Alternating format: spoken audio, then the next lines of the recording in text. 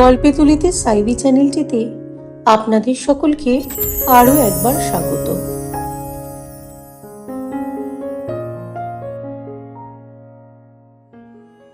আজ 22শে শ্রাবণ কবিগুরু রবীন্দ্রনাথ ঠাকুরের মহাপ্রয়াণ দিবস। তাঁরই লেখা একটি ছোট গল্প দিয়ে তাঁর প্রতি রইল আমাদের অসীম শ্রদ্ধা জ্ঞাপন। তাই আজ আমাদের নিবেদন অনধিকার প্রবেশ। আপনারা দেখতে থাকুন, আশা করি আপনাদের ভালো লাগবে। ভালো লাগলে অতি অবশ্যই লাইক এবং শেয়ার করবেন। চ্যানেলটি সাবস্ক্রাইব করতে কিন্তু ভুলবেন না। আপনাদের মূল্যবান মতামত জানাবেন আমাদের কমেন্ট বক্সে, যা আমাদের জন্য অত্যন্ত অপরিহার্য। একদা প্রাতঃকালে পথের ধারে দাঁড়াইয়া এক বালক আরেক বালকের সহিত একটি অসম সাহসিক অনুষ্ঠান সম্বন্ধে বাজি রাখিয়াছিল। ঠাকুর বাড়ির মাধবী বিতান হইতে ফুল তুলিয়া আনিতে পারিবে কিনা ইহাই লইয়া তর্ক। একটি বালক বলিল, পারিব। আর একটি বালক বলিল, কখনোই পারিবে না। কাজটি শুনিতে সহজ, অথচ করিতে কেন সহজ নহে তাহার বৃত্তান্ত আরও একটু বিস্তারিত করিয়া বলা আবশ্যক। পরলোকগত মাধবচন্দ্র তর্ক বাচস্পতির বিধবা স্ত্রী জয়কালী দেবী এই রাধানাথ জিউর মন্দিরের অধিকারিণী। অধ্যাপক মহাশয় টোলে যে তর্ক বাচস্পতি উপাধি প্রাপ্ত হইয়াছিলেন, পত্নী নিকটে একদিনের জন্য সে উপাধির সপ্রমাণ করিতে পারেন নাই। কোনো কোনো পণ্ডিতের মতে উপাধির সার্থকতা ঘটিয়াছিল, কারণ তর্ক এবং বাক্য সমস্তই তাহার পত্নীর অংশে পড়িয়াছিল। তিনি পতিরূপে তাহার সম্পূর্ণ ফলভোগ করিয়াছিলেন। সত্যের অনুরোধে বলিতে হইবে, জয়কালী অধিক কথা কহিতেন না, কিন্তু অনেক সময় দুটি কথায়, এমনকি নীরবে অতি বড় প্রবল মুখবেগ বন্ধ করিয়া দিতে পারিতেন। জয়কালী দীর্ঘাকার, দৃঢ় শরীর, তীক্ষ্ণ নাসা, প্রখর বুদ্ধি স্ত্রীলোক। তাহার স্বামীর বর্তমানে তাহাদের দিবত্তর সম্পত্তি নষ্ট হইবার যোগ হইয়াছিল। বিধবা তাহার সমস্ত বাকি বকেয়া আদায়, সীমা সরহদ্দ স্থির এবং বহুকালের বেদখল উদ্ধার করিয়া সমস্ত পরিষ্কার করিয়াছিলেন। তাহার প্রাপ্য হইতে কেহ তাহাকে এক করি বঞ্চিত করিতে পারিত না। এই স্ত্রীলোকের প্রকৃতির মধ্যে বহুল পরিমাণে পৌরুষের অংশ থাকাতে তাহার যথার্থ সঙ্গী কেহ ছিল না। স্ত্রীলোকেরা তাহাকে ভয় করিত। পরনিন্দা, ছোট কথা বা নাকি কান্না তাহার অসহ্য ছিল। পুরুষেরাও তাহাকে ভয় করিত, কারণ পল্লীবাসী ভদ্রপুরুষদের চণ্ডীমণ্ডপগত অগাধ আলস্যকে তিনি এক প্রকার নীরব, ঘৃণাপূর্ণ তীক্ষ্ণ কটাক্ষের দ্বারা ধিক্কার করিয়া যাইতে পারিতেন, যাহা তাহাদের সুথূল জড়ত্ব ভেদ করিয়াও অন্তরে প্রবেশ করিত। প্রবল রূপে ঘৃণা করিবার এবং সে ঘৃণা প্রবল রূপে প্রকাশ করিবার অসাধারণ ক্ষমতা এই প্রৌঢ়া বিধবাটির ছিল। বিচারে যাহাকে অপরাধী করিতেন, তাহাকে তিনি কথায় এবং বিনা কথায়, ভাবে এবং ভঙ্গিতে একেবারে দগ্ধ করিয়া যাইতে পারিতেন। পল্লীর সমস্ত ক্রিয়াকর্মে, বিপদে সম্পদে তাহার নিরলস হস্ত ছিল। সর্বত্রই তিনি নিজের একটি গৌরবের স্থান বিনা চেষ্টায় অতি সহজেই অধিকার করিয়া লইতেন। যেখানে তিনি উপস্থিত থাকিতেন, সেখানে তিনিই যে সকলের প্রধান পদে, সে সম্বন্ধে তাহার নিজের অথবা উপস্থিত কোনো ব্যক্তির মনে কিছুমাত্র সন্দেহ থাকিত না। রোগীর সেবায় তিনি সিদ্ধহস্ত ছিলেন, কিন্তু রোগী তাহাকে যমেরই মতো ভয় করিত। পথ্য বা নিয়মের লেশমাত্র লঙ্ঘন হইলে তাহার ক্রোধানল রোগের তাপ অপেক্ষা রোগীকে অধিক উত্তপ্ত করিয়া তুলিত। এই দীর্ঘাকার কঠিন বিধবাটি বিধাতার কঠোর নিয়মের ন্যায় পল্লীর মস্তকের উপর উদ্যত ছিলেন। কেহ তাহাকে ভালোবাসিতে অথবা অবহেলা করিতে সাহস করিত না। পল্লীর সকলের সঙ্গেই তাহার যোগ ছিল, অথচ তাহার মতো অত্যন্ত একাকিনী কেহ ছিল না। বিধবা নিঃসন্তান ছিলেন। পিতৃমাতৃহীন দুইটি ভ্রাতুষ্পুত্র তাহার গৃহে মানুষ হইত। পুরুষ অভিভাবকের অভাবে তাহাদের যে কোনো প্রকার শাসন ছিল না, এবং স্নেহান্ধ পিসিমার আদরে তাহারা যে নষ্ট হইয়া যাইতেছিল এমন কথা কেহ বলিতে পারিত না। তাহাদের মধ্যে বড়টির বয়স 18 হইয়াছিল।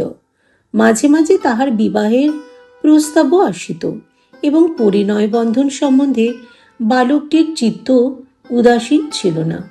কিন্তু পিসিমা তাহার সেই সুখবাসনায় একদিনের জন্য প্রশ্রয় দেন নাই।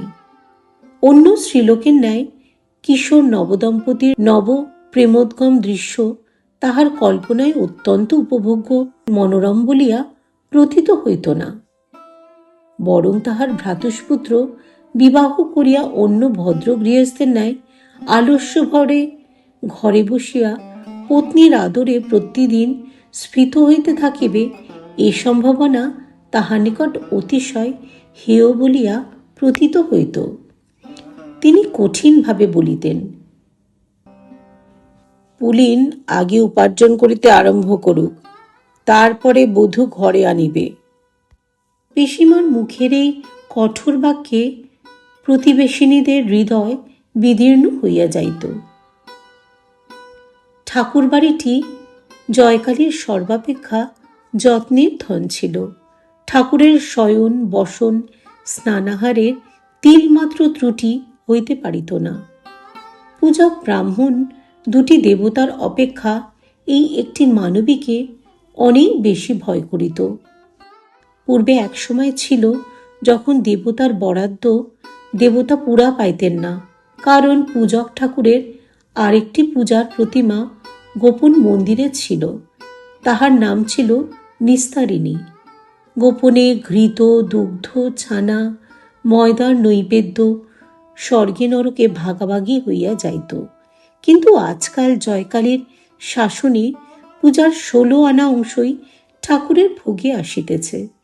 উপদেবতাগণকে অন্যত্র জীবিকার অন্য উপায় অন্বেষণ করিতে হইয়াছে। বিধবার যত্নে ঠাকুরবাড়ির প্রাঙ্গণটি পরিষ্কার তকতক করিতেছে। কোথাও একটি তৃণ মাত্র নাই। একপার্শ্বে মঞ্চ অবলম্বন করিয়া মাধবীলতা উঠিয়াছে। তাহার শুষ্কপত্র পরিবা মাত্র জয়কালী তাহা তুলিয়া লইয়া বাহিরে ফেলিয়া দেন। ঠাকুর বাড়িতে পরিপাট্য পরিচ্ছন্নতা ও পবিত্রতার কিছুমাত্র ব্যাঘাত হইলে বিধবা তাহা সহ্য করিতে পারিতেন না। পাড়ার ছেলেরা পূর্বে লুকোচুরি খেলা উপলক্ষে এই প্রাঙ্গণের প্রান্তে আসিয়া আশ্রয় গ্রহণ করিত, এবং মধ্যে মধ্যে পাড়ার ছাকশিশু আসিয়া মাধবীলতার বক্ষলাংশ কিছু কিছু ভক্ষণ করিয়া যাইত। এখন আর সে সুযোগ নাই।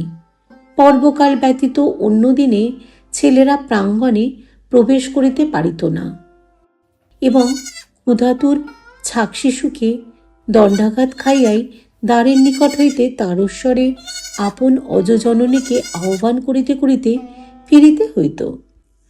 অনাচারী ব্যক্তি পরমাত্মীয় হইলেও দেবালয়ের প্রাঙ্গণে প্রবেশ করিতে পাইত না। জয়কালীর একটি জবনগর পক্ষ কুক্কুট মাংসলুলু ভগ্নিপতি আত্মীয় সন্দর্শন উপলক্ষে গ্রামে উপস্থিত হইয়া মন্দির অঙ্গনে প্রবেশ করিবার উপক্রম করিয়াছিলেন। জয়কালী তাহাতে ত্বরিত ও তীব্র আপত্তি প্রকাশ করাতে সহোদরা ভগিনীর সহিত তাহার বিচ্ছেদ সম্ভাবনা ঘটিয়াছিল। এই দেবালয় সম্বন্ধে বিধবার এতই অতিরিক্ত অনাবশ্যক সতর্কতা ছিল যে সাধারণের নিকট তাহা অনেকটা বাতুলতা রূপে প্রতীয়মান হইত। জয়কালী আর সর্বত্রই কঠিন, উন্নত, স্বতন্ত্র। কেবলই মন্দিরের সম্মুখে তিনি পরিপূর্ণভাবে আত্মসমর্পণ করিয়াছিলেন। এই বিগ্রহটির নিকট তিনি একান্তরূপে জননী, পত্নী, দাসী। ইহার কাছে তিনি সতর্ক, সুকোমল, সুন্দর এবং সম্পূর্ণ অবনম্র। এই প্রস্তরের মন্দির এবং প্রস্তরের মূর্তিটি তাহার স্বামীর নিগূঢ় নারী স্বভাবের একমাত্র চরিতার্থতার বিষয় ছিল। ইহাই তাহার স্বামী, পুত্র, তাহার সমস্ত সংসার। ইহা হইতে পাঠকেরা বুঝিবেন যে বালকটি মন্দির প্রাঙ্গণ হইতে মাধবী মঞ্জুরি আহরণ করিবার প্রতিজ্ঞা করিয়াছিল, তাহার সাহসের সীমা ছিল না। সে জয়কালীর কনিষ্ঠ ভ্রাতুষ্পুত্র নলিন। সে তাহার পিসিমাকে ভালো করিয়াই জানিত, তথাপি তাহার দুর্দান্ত প্রকৃতির শাসনের বশ হয় নাই। যেখানে বিপদ সেখানেই তাহার একটি আকর্ষণ ছিল, এবং যেখানে শাসন সেখানে লঙ্ঘন করিবার জন্য তাহার চিত্ত চঞ্চল হইয়া থাকিত। জনশ্রুতি আছে, বাল্যকালে তাহার পিসিমার স্বভাবটিও এইরূপ ছিল। জয়কালী তখন মাতৃ স্নেহমিশ্রিত ভক্তির সহিত ঠাকুরের দিকে দৃষ্টি নিবদ্ধ করিয়া দালানে বসিয়া একমনে মালা জপিতেছিলেন। বালকটি নিঃশব্দ পদে পশ্চাৎ হইতে আসিয়া মাধবীতলায় দাঁড়াইল। দেখিল নিম্ন শাখার ফুলগুলি পূজার জন্য নিঃশেষিত হইয়াছে। তখন অতি ধীরে ধীরে সাবধানে মঞ্চে আরোহণ করিল। উচ্চ শাখায় দুটি একটি বিকচন্মুখ কুড়ি দেখিয়া যেমন সে শরীর এবং বাহু প্রসারিত করিয়া তুলিতে যাইবে, অমনি সেই প্রবল চেষ্টার ভরে জীর্ণ মঞ্চ সশব্দে ভাঙিয়া পড়িল। আশ্রিত লতা এবং বালক একত্রে ভূমিসাৎ হইল। জয়কালী তাড়াতাড়ি ছুটিয়া আসিয়া তাহার ভ্রাতুষ্পুত্রটির কীর্তি দেখিলেন। সবলে বাহু ধরিয়া তাহাকে মাটি হইতে তুলিলেন। আঘাত তাহার যথেষ্ট লাগিয়াছিল, কিন্তু সে আঘাতকে শাস্তি বলা যায় না, কারণ তাহা অজ্ঞান জ্বরের আঘাত। সেই জন্য পতিত বালকের ব্যথিত দেহে জয়কালীর সজ্ঞান শাস্তি মুহুর্মুহু সবলে বর্ষিত হইতে লাগিল। বালক এক বিন্দু অশ্রুপাত না করিয়া নীরবে সহ্য করিল। তখন তাহার পিসিমা তাহাকে টানিয়া লইয়া ঘরের মধ্যে রুদ্ধ করিলেন। তাহার সেদিনকার বৈকালিক আহার নিষিদ্ধ হইল। আহার বন্ধ হইল শুনিয়া দাসী মোক্ষদা কাতর কণ্ঠে ছল ছল নেত্রে বালককে ক্ষমা করিতে অনুনয় করিলেন। জয়কালীর হৃদয় গলিল না। ঠাকুরানীর অজ্ঞাতসারে গোপনে ক্ষুধিত বালককে কেহ যে খাদ্য দিবে, বাড়িতে এমন দুঃসাহসিক কেহ ছিল না। বিধবা মঞ্চ সংস্কারের জন্য লোক ডাকিতে পাঠাইয়া পুনর্বার মালা হস্তে দালানে আসিয়া বসিলেন। মোক্ষদা কিছুক্ষণ পরে সভয়ের নিকটে আসিয়া কহিল, ঠাকুরমা, কাকাবাবু ক্ষুধায় কাঁদিতেছেন, তাহাকে কিছু দুধ আনিয়া দিব কি? জয়কালী অবিচলিত মুখে কহিলেন, না।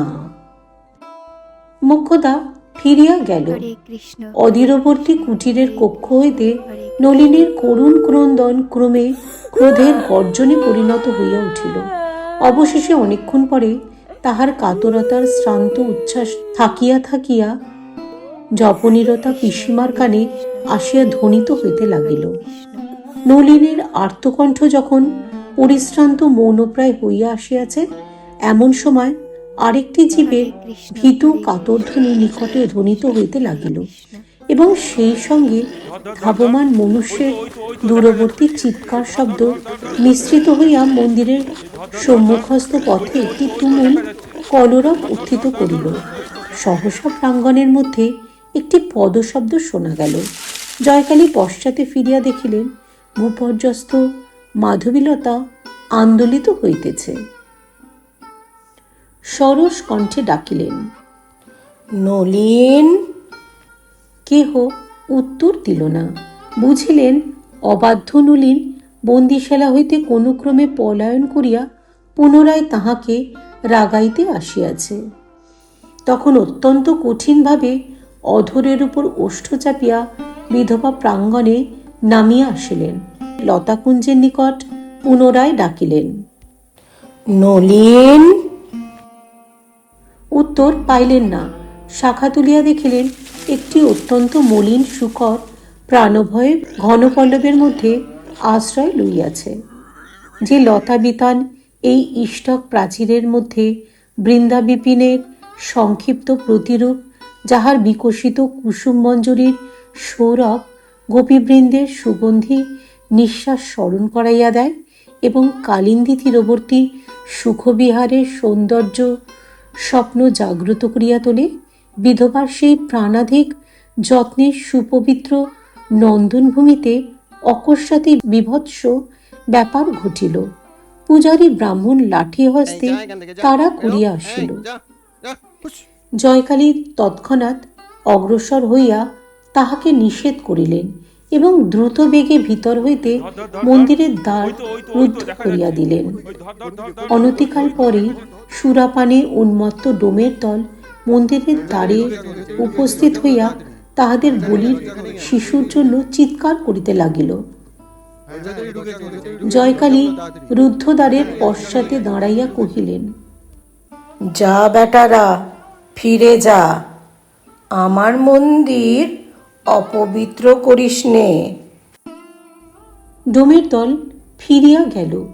জয়কালী ঠাকুরনী যে তাহার রাধানাথজিউর মন্দিরের মধ্যে অশুচি জন্তুকে আশ্রয় দেবেন, ইহা তাহারা প্রায় প্রত্যক্ষ দেখিয়াও বিশ্বাস করিতে পারিল না।